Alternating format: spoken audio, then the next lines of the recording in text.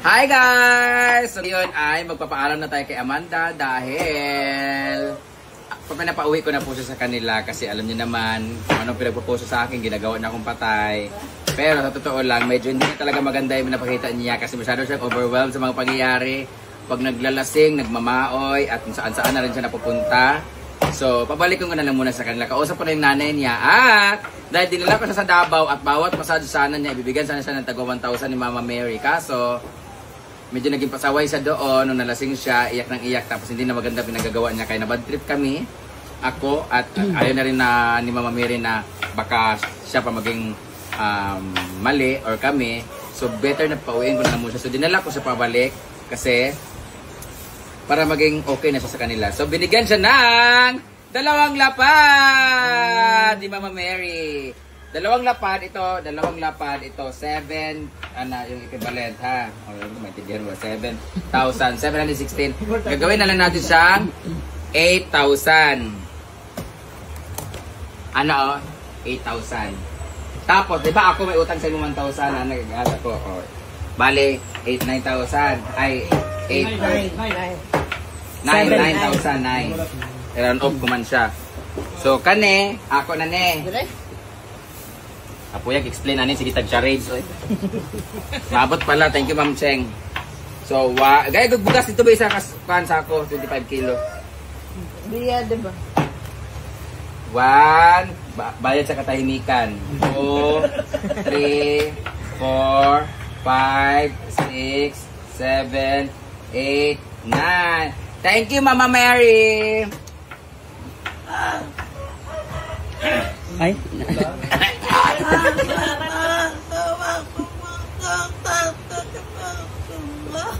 Huwag ka na umiyak. Iyak, ikaw kasi inom ka ng inom. Pinapauwi ko na kasi siya guys kasi hindi na talaga maganda ginagawa dito. Ikaw kasi inom ka ng inom. Tsaka pag nandito siya sa bahay guys, pag gabi, alas 4 na yung natutulog, alas 3 pag may guest, or gabi-gabi talaga. Sira yung phone niya. Sira na yung phone niya kasi binasag niya dahil nalasing siya, nagselos siya sa ano. Ito yung bigas mo pagkabuhayan showcase. Siya rin magbuhat. Hindi ako nagsasalita about sa mga post niya, pero bad trip na talaga ako. So ayaw ko naman siyang siraan or ano, pero pag makita niyo wala na po siya Amanda, pinapalis ko siya. Balik ka din pag massage ha, tapos bigyan ka karta, balik ulit doon, balik. Gani, dito ka. Ikaw manggod, nagmap-map ka na niyo. Tingnan nyo guys, ang kintab, minap ng mga bakla.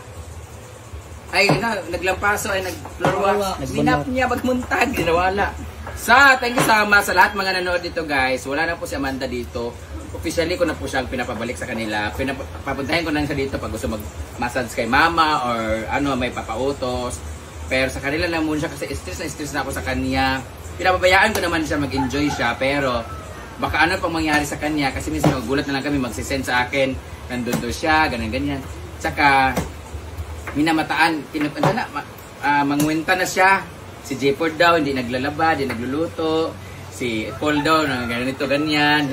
Puro higa-higa lang daw, puro tulog-tulog, ganyan. Masyado na siyang mapangwenta sa tanan-tanan, gikapoy na ko niya. So, babay mo na sa kay Amanda, and mamamiss ka na. Siya po ang unang i-victory dito sa bahay ni Kuya.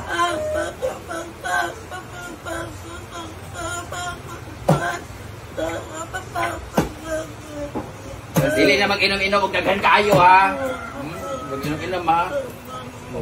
Ikaw na naman ang mali. Ikaw na. Dili na ha. Ito, istorya ni mama ni mo. Balik ka din pag wala na makaon. Ay, pag wala ka na makaon, call me ha. Kaya gan ka ni bugas ha. Huwag inom-inom dito ha. Babay Amanda! Magbabay ka na sa... Ha? Hilak, lugay na ka na ko yung gulat. Lugay na ko gulat. Balik ka din pag swimming. Imo mga pangot dito. Sila ni Ana ni. Okay lang, balik-balik lang dito. Gali, wala daw siya kwarta. Nagpapagawa bahay mo, di ba? O niya, sige magkikino nga!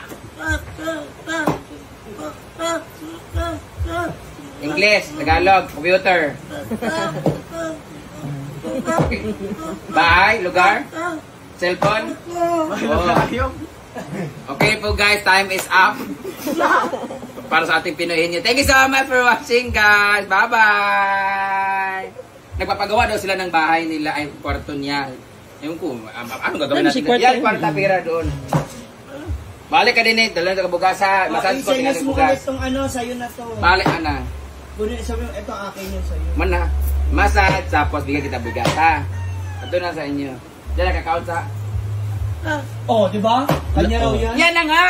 Oh, di ba? Ayun, Mami be, o imo na.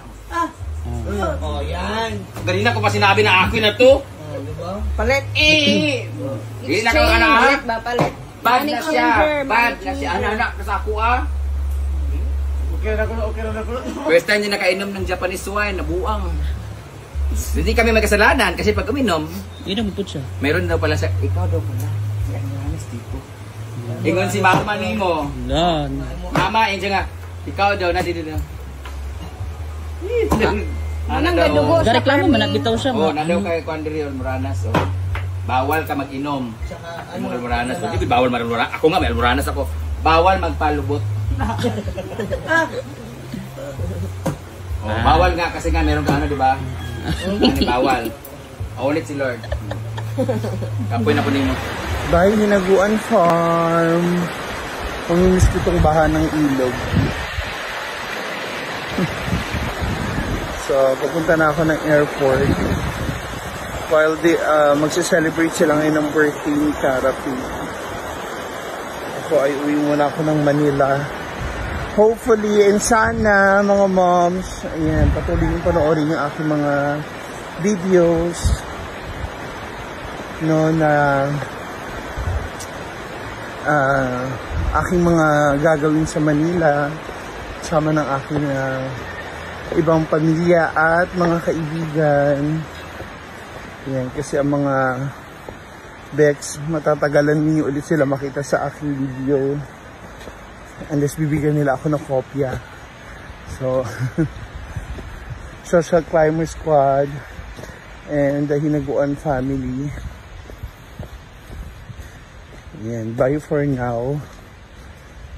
Kasabay ng uwi ko, si Amanda rin ay uwi na rin sa kanila. So, kung ano man yung dahilan kung bakit po siya